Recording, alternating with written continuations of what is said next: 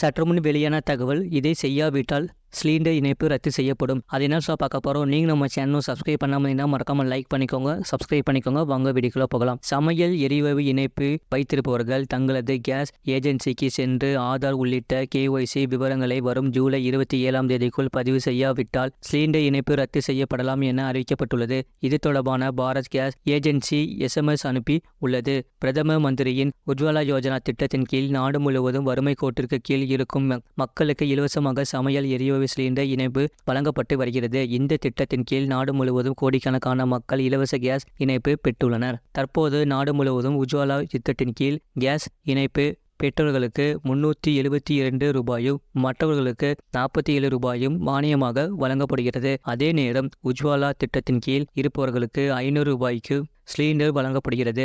உஜ்வாலா திட்டத்தின் இணையாத மற்றவர்களுக்கு 800 ரூபாய்க்கு சிலிண்டர் வழங்கப்படுகிறது. சமையல் எரிவாயு சிலிண்டர் இணைப்பு வைத்திருப்பவர்கள் 2 வாரங்களில் தங்களது கேஸ் ஏஜென்சிக்கு சென்று KYC விவரங்களை பதிவு செய்ய வேண்டும் என்று மத்திய பெட்ரோலிய துறை அமைச்சகம் அறிவித்திருந்தது. அதன்படி பாரத் கேஸ் இன்டென்ஸ் IOC உள்ளிட்ட பொதுத்துறை நிறுவனங்களில் கேஸ் இணைப்பு பெற்ற வாடிக்கையாளர்கள் உண்மை தன்மையை சரிபார்ப்பதற்காக KYC பதிவு செய்ய அறிவிக்கப்பட்டிருந்தது. மேலும் கேஸ் ஏஜென்சிக்கு சென்று ஆதார் எண் மற்றும் கைரேகை பதிவு செய்துவிட வேண்டும் என்றும், இல்லாவிட்டால் சமையல் எரிவாயு இணைப்பு ரத்து செய்யப்படும் என்று அறிவிக்கப்பட்டிருந்தது. ஏஜென்சிக்கு வர முடியாத மூத்த குடிமக்களுக்கு டெலிவரி ஊழியர்கள் வீட்டிற்கு சென்று செல்போன் செயலி மூலம் முகப்பதிவு செய்ய வேண்டும் என்றும் கேஸ் ஏஜென்சிகள் அறிவித்திருந்தன.